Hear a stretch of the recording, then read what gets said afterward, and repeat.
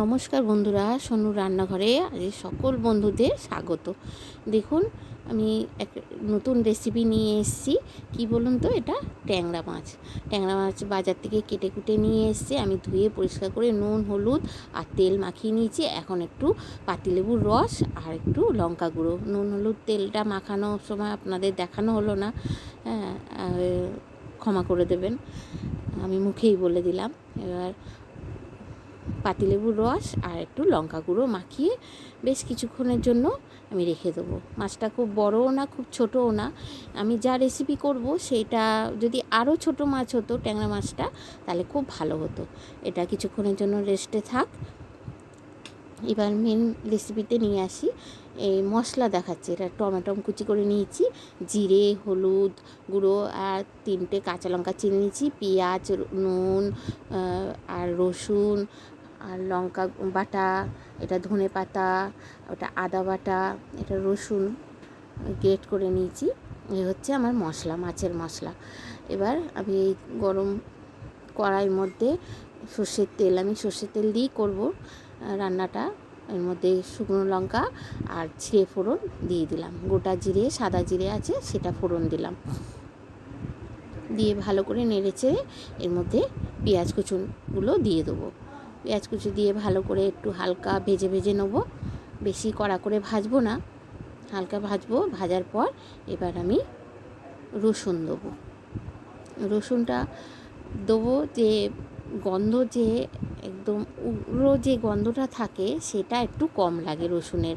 ওই জন্য আমি পেঁয়াজ ভাজার সময় রসুনটা আমি দিইনি। একটু হালকা নেড়ে চেড়ে নিলাম। বন্ধুরা, একটু টমেটম দিয়ে দেবো। টমেটমটা আবার একটু নেড়ে চেড়ে নেবো। এরপর মশলা দেবো। বন্ধুরা, আমার এই রেসিপিটা যদি আপনাদের ভালো লেগে থাকে, একটু লাইক, শেয়ার, কমেন্ট, সাবস্ক্রাইব করে দেবেন। পুরো রেসিপিটা দেখবেন। দেখে যদি ভালো লাগে অবশ্যই একটু কমেন্ট করবেন বন্ধুরা। আর আমার যেসব বন্ধুরা আমার সাথে আছে, পাশে আছে, কমেন্ট করে, লাইক দেয়, আর সাবস্ক্রাইব করে আমার পাশে রয়েছে, তাদেরকে বলি অসংখ্য ধন্যবাদ আর বুক ভরা ভালোবাসা। আর যারা আমার ভিডিওটা দেখেন, আমার একটু লাইকও দেন না, একটু কমেন্টও করেন না, তাদেরকে আমি বলছি বন্ধুরা, দু হাত জোর করে বলছি বন্ধুরা, আপনারা আমার ভিডিওটা একটু দেখুন। দেখে যদি ভালো লাগে তাহলে একটু কমেন্টে জানাবেন ভালো লেগেছে। ভালো না লাগে, যদি কিছু ভুলভাল করি, তাও জানাবেন। আমি বলছি বন্ধুরা, আপনারা একটু দেখুন। আর একটা তো লাইক দেওয়া যায় বন্ধুরা, খুব কষ্ট হয় এই রেসিপিগুলো করে দেখাই, সবার মাঝে তুলে ধরি, খুবই কষ্ট করি। যারা ভিডিও করেন তারা তো জানেনই। মশলাগুলো দিয়ে ভালো করে কষিয়ে নিলাম। কষিয়ে নিয়ে এরপর একটু ধনে পাতা দিলাম আর লঙ্কা চিরাগুলো আমি দিয়ে দিলাম। দিয়ে ভালো করে কষাবো। ভালো করে কষিয়ে, আর এই যে তেল ছেড়ে দিল, তেলটা যে ছেড়িয়ে দিল, মশলা থেকে তেল যেই ছেড়ে দেবে, ধোয়ার জন্য অসুবিধা হচ্ছে বন্ধুরা, আমি এই মাছগুলো দিয়ে দেবো। তখন একটু দেখতে অসুবিধা হয় বন্ধুরা, একটু কষ্ট করে দেখে নিন। দেখুন আমার রেসিপিটা। আমি মাছটা কিন্তু ভাজিনি, আমি মাছটা কাঁচাই রেখেছি। তার জন্যই আমি পাতিলেবুর রসটা দিয়েছি। মাছের আলগা যে উগ্র গন্ধটা, আষ্টে গন্ধটা, সেটা নষ্ট হয়। পাতিলেবু যদি না থাকে আপনারা ভিনিগারও দিতে পারেন। ভিনিগার দিলেও এই জিনিসটা নষ্ট হয়ে যায়, মাছের আর সেই আষ্টে গন্ধটা থাকে না। এবার মশলাটা ভালো করে কষিয়ে নিয়েছি। নেওয়ার পর তবে মাছগুলো দিয়ে আবার ভালো করে কষাবো, খুব ভালো করে কষাবো। আমি ওই জন্য বলছিলাম যে ছোটো ছোটো মাছ হতো তাহলেও ভালো, মানে ওইটা খুব ভালো হতো, বেশ গা মাখা মাখা। যেহেতু বড় বড় তো, মানে সামান্য বড়, বেশি খুব বড়ও না। খুব বড় মাছের আবার এই রেসিপিটা ভালো লাগে না।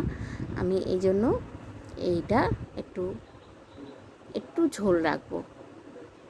এই কষাটা হচ্ছে ভীষণ ধোয়া হয়ে যাচ্ছে আমার।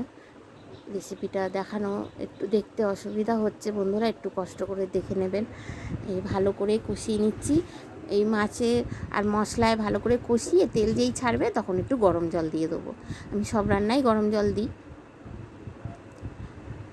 গরম জলটা দিয়ে ভালো করে নেড়ে চেড়ে একটু ফুটতে দেবো।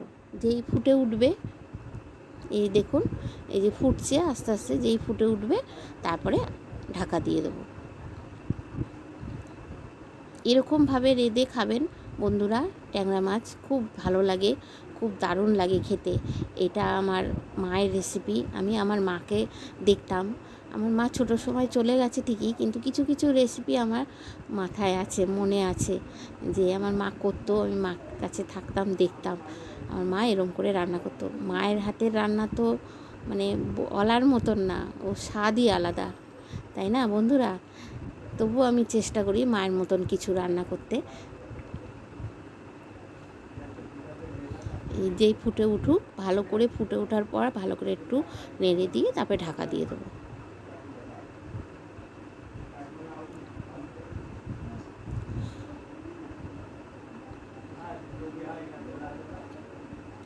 আগে ঢাকা দিলে কি হয়, মাছের তেলের এটা উপরে থালার মধ্যে লেগে যায় ঢাকনার মধ্যে, ওই জন্য ফুটে ওঠার পর নেড়ে দিয়ে ঢাকা দিতে হয়।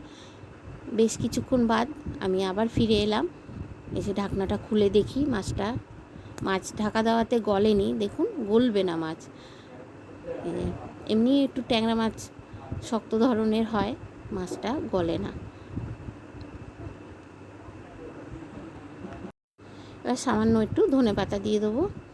কষানোর সময় আমি ধনেপাতা দিয়েছিলাম, সেটা তো বন্ধুরা আপনারা দেখেছেন। মশলা কষানোর সময় ধনেপাতা দিলে সে সেন্ট হয়, খুব স্বাদ হয় খেতে, তাই আমি ধনেপাতা কুচি মশলা কষানোর সময় দিই, আবার এমনিও দিই। এই মাছটা এবার ঢেলে নেবো। নামানোর আগ দিয়েও ধনেপাতা দিলেও তাও সেন্ট হয়। ঢেলে নিলাম থালার মধ্যে মাছটা। দেখুন কতটা সুন্দর হয়েছে, কালারটাও কত ভালো হয়েছে। আপনারা এটা গামাখাও করতে পারেন, আমি একটু ঝোল করলাম। যদি ভালো লাগে বন্ধুরা কমেন্টে জানাবেন আমাকে, আর একটু লাইক শেয়ার কমেন্ট দিয়ে দেবেন। আর আমার পুরো ভিডিওটা দেখার জন্য বন্ধুরা অসংখ্য ধন্যবাদ। নমস্কার।